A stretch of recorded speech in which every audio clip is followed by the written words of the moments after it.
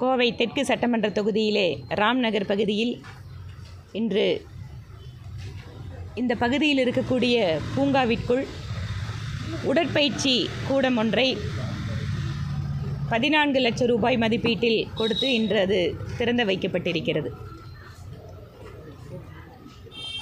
நகர்ப்புற பகுதிகள் இன்று சிறிது சிறிதாக பூங்காக்களை இழந்து கொண்டு வருகிறது. பூங்காக்கள் இருக்கிற இடத்துல இன்று உடற்பயிற்சி கூடம் என்பது அவசிய தேவையாக இருப்பதால் இந்த இடத்துல ஒரு கான்கிரீட் பில்டிங் நாங்கள் எழுப்ப வேண்டியதாக இருக்குது. பூங்காக்கள் சரியாக பராமரிக்கப்பட வேண்டும் என்று மக்களுடைய ஆரோக்கியத்திற்காக, அதில் நகர்ப்புற பகுதிகளில் வீடுகள் எல்லாம் ரொம்ப சிறிதாக இருக்கிறது. அந்த குடியிருப்பு பகுதிக்குள்ளே கூட நல்லபடியாக ஒரு வாக்கிங் போகிறதுக்கு அப்படிங்கிற இடமெல்லாம் இல்லாதால் குறிப்பாக ஏழை எளிய மக்கள் அதிகமாக இன்று பூங்காக்களை பயன்படுத்துகிறார்கள். கோவை மாநகராட்சி பகுதிக்கு உட்பட்ட பூங்காக்களுடைய பராமரிப்பு என்பது மிக மிக மோசமாக இருக்கிறது.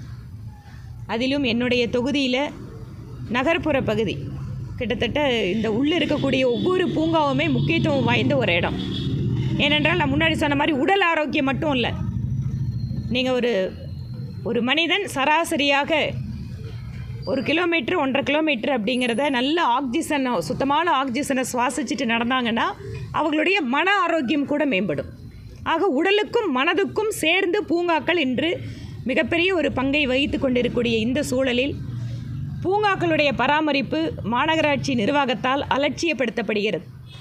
ஒரு சில இடங்களில் எம்எல்ஏவினுடைய மேம்பாட்டு நிதியில் கட்டடங்கள் கட்டி இல்லது இந்த மாதிரி விளையாட்டு மைதானங்கள் அமைத்து கொடுத்தாலும் கூட அதை பராமரிக்கக்கூட முடியாத அளவிற்குத்தான் இன்று மாநகராட்சி இருந்துகிட்ருக்காங்க. இது தொடர்பாக ஆணையாளரிடம் நேரில் சந்தித்து இதையெல்லாம் சொல்லி இருக்கிறேன். கிட்டத்தட்ட இந்த ராம்நகர் பூங்கா என்பது 3 மாத காலம், ஏன்னா அந்த கான்ட்ராக்ட் எடுத்தவர் அவரே வேலை ஒழுங்காக பண்ணல. இப்போ கேட்டால் கான்ட்ராக்ட் முடிஞ்சு போச்சுக்கிறாங்க. ஆனால் 3 மாத காலம் பராமரிப்பே இல்லாமல் படுமோசமாக இருக்குது. இதே தான் எல்லா பூங்காக்களுடைய நிலைமை. ஸோ நேரிலும் நான் சந்தித்து முறையிட்டாயிற்று. இது தொடர்பாக அமைச்சரையும் நேரில் சந்திக்கதாக இருக்குது. அதாவது ஒரு பூங்கா விஷயத்துக்கெல்லாம் ஒரு அமைச்சரை பார்க்க வேண்டி இருக்குன்னா வேதனையாக இருக்குது.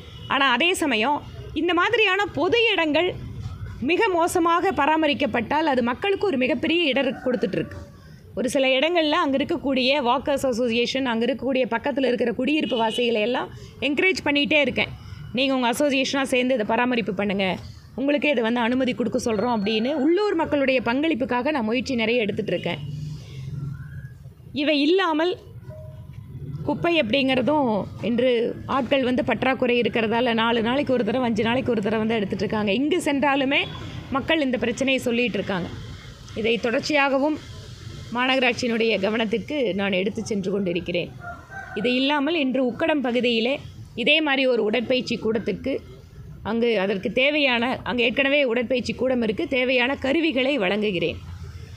மாநகராட்சி நிர்வாகத்தில் இருக்கக்கூடிய பல்வேறு இந்த மாதிரி உடற்பயிற்சி கூடங்கள் பழுதடைந்திருக்கக்கூடிய சூழலில் ஒரு சிலதை எடுத்து நாங்களே அதுக்குள்ளே ஜிம்முக்கான எக்யூப்மெண்ட்ஸ் எல்லாம் போட்டு அங்கே இருக்கக்கூடிய இளைஞர்களுக்கு அந்த உதவியை செய்யணும் அப்படின்னு செஞ்சிட்ருக்குறோம்.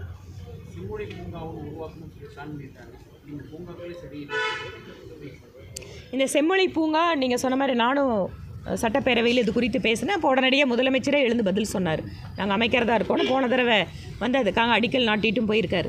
ஆனால் அங்கே இருக்கக்கூடிய மத்திய சிறையை மாற்றிவிட்டு அதை மிகப்பெரிய செம்மொழி பூங்காவாக அமைக்கணும் அப்படிங்கிறது அரசாங்கத்தோட திட்டமாக இருந்தது. ஆனால் மத்திய சிறைக்கு இன்னும் ஆல்டர்னேட்டிவ் இடமே பார்க்காம இருக்காங்களே. அது என்ன நடந்துட்டுருக்குன்னே தெரியல. இது எந்த காலத்தில் மத்திய சிறையை மாற்றி எந்த காலத்தில் முழுமையான செம்மொழி பூங்கா வரும்? பேருக்காக அடிக்கல் நாட்டிட்டு ஒரு கொஞ்சம் இடத்துல மட்டும்தான் இப்போ வேலை நடந்துகிட்ருக்கு. அதனால் முழுமையான செம்மொழி பூங்கா எப்போது வரும் என்று எங்களுக்கு தெரியவில்லை.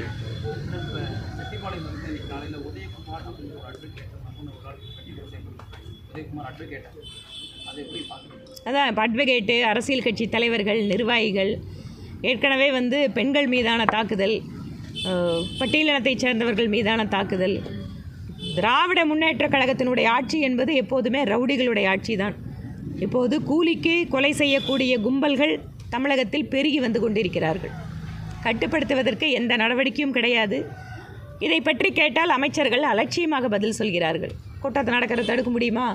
இல்லை மக்கள் தொகை பெருகிடுச்சு, டெக்னாலஜி புதுசாக வந்துடுச்சுன்னு பதில் சொல்லிகிட்டு இருக்காங்க. இதுதான் இவங்களோட பொறுப்பாக இருக்குது.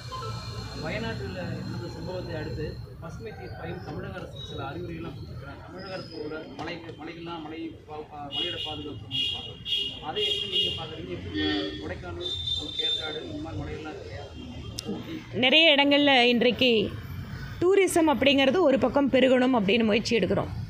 டூரிசம் பெருகினா உள்ளூர் மக்களுக்கு பொருளாதார வளர்ச்சி வரும், இதன் வாயிலாக புதிய வேலைவாய்ப்பு வரும் அப்படின்னு டூரிஸ்ட்டை இம்ப்ரூவ் பண்ணும்போது இந்த மாதிரி குறிப்பாக மலைத்தொடர்கள், மலை சார்ந்த காடுகள் சார்ந்த பகுதிகளில் தான் இன்றைக்கி டூரிஸ்ட்டுக்கு வந்து போகக்கூடிய நபர்கள் அங்கே தான் விரும்புகிறாங்க. ஏன்னா நகர்ப்புற நெருக்கத்திலிருந்து நல்லபடியாக வெளியில் போயிட்டு வரணுன்னா இந்த மாதிரி இடத்துக்கு ஒரு டிமாண்ட் வருது. அதை பயன்படுத்தி கொண்டு எந்தவித ஒரு முறையான அனுமதி பெறாமல் அதிகாரிகளை கைக்குள் வைத்துக்கொண்டு அல்லது அரசியல் தலைவர்களை எல்லாம் கையில் வச்சுட்டு ரெசார்ட்டு கட்டக்கூடியது, அதன் வாயிலாக முழுவதுமாக இயற்கையினுடைய நலனை புறக்கணிக்கின்ற போக்கு இப்போது தமிழகத்தில் அதிகரித்து வருகிறது. ஊட்டியில் பார்த்திங்கன்னா இந்த தடவை நாங்கள் டோக்கன் கொடுத்ததுக்கப்புறம், அதாவது பர்மிட் கொடுத்ததுக்கப்புறம் வாங்கன்னு சொல்கிற அளவுக்கு தான் நிலைமை இருந்தது. அது மட்டும் இல்லாமல் ஒவ்வொரு முறையுமே பசுமை தீர்மானம் மாதிரி உயர்நீதிமன்றம் மாதிரி ஒரு சில தீர்ப்புகள் வாயிலாகத்தான் இன்று காடுகளும் மலைகளும் காப்பாற்றப்பட்டு கொண்டிருக்கிறது. அரசுக்கோ அதில் இருக்கக்கூடிய நிர்வாகிகளுக்கோ ஒரு தொலைநோக்கு பார்வையோட திட்டங்கள் இல்லாது மிகப்பெரிய வருத்தம்.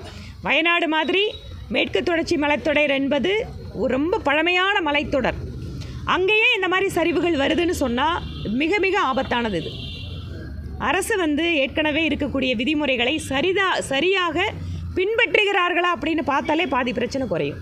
கடந்த மாதம் தொண்டாமுத்தூர் 2 நாளைக்கு முன்னாடி கோயம்புத்தூர் ஸ்டூடெண்ட்ஸ் மத்தியில் கஞ்சா போதை வகுப்பு அறையிலே வச்சு சாப்பிட்டுக்கிறாங்க. நானும் அந்த மீடியாவில் பார்த்தேன். மீடியாவில் குழந்தைங்க ஸ்கூலுக்குள்ளேயே இந்த மாதிரி இருக்கிறது அப்படிங்கிறது, தமிழகம் எங்கே சென்று கொண்டு இருக்கிறது அப்படிங்கிறதுக்கு இதெல்லாம் உதாரணமாக இருக்கிறது. போதைப் பொருளை தடுப்பதற்கு வெறும் உறுதிமொழி எடுத்தால் போதாது. மாநிலத்தினுடைய முதல்வரும் நிர்வாகத்தில் இருக்கக்கூடியவர்களும் போதை எதிர்ப்புக்கான உறுதிமொழியை எடுத்தால் போதாது, உறுதியான நடவடிக்கை வேண்டும். முடிஞ்சுதான், வேற ஒன்றும் இல்லையே. 100 நாளில் நாற்காலி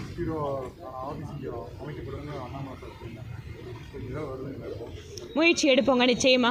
ஏனென்றால் எங்களை பொறுத்தவரை, பாரதிய ஜனதா கட்சியை பொறுத்தவரை, அது கவுன்சிலர் தேர்தலாக இருந்தாலும், எம்எல்ஏ தேர்தலாக இருந்தாலும், எம்பி தேர்தலாக இருந்தாலும், தேர்தலில் நின்றுவிட்டு வெற்றி பெற்றால் பணி செய்வதும் வெற்றி பெறாவிட்டால் ஓடி செல்வதும் எங்களுடைய பழக்கம் அல்ல.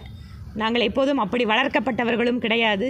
அதனால் என்ன வாக்குறுதி மக்களுக்கு கொடுத்துருக்கிறோமோ, மத்திய அரசாங்கம் எங்களிடம் இருக்கிறது. மத்திய அரசாங்கத்திலிருந்து என்னவெல்லாம் வாக்குறுதி கொடுத்துருக்கிறோமோ, எங்கள் சகோதரர் மாநில தலைவர் அண்ணாமலை அவர்கள் கொடுத்த வாக்குறுதியை ஒவ்வொன்றாக நாங்கள் நிறைவேற்றுவோம்.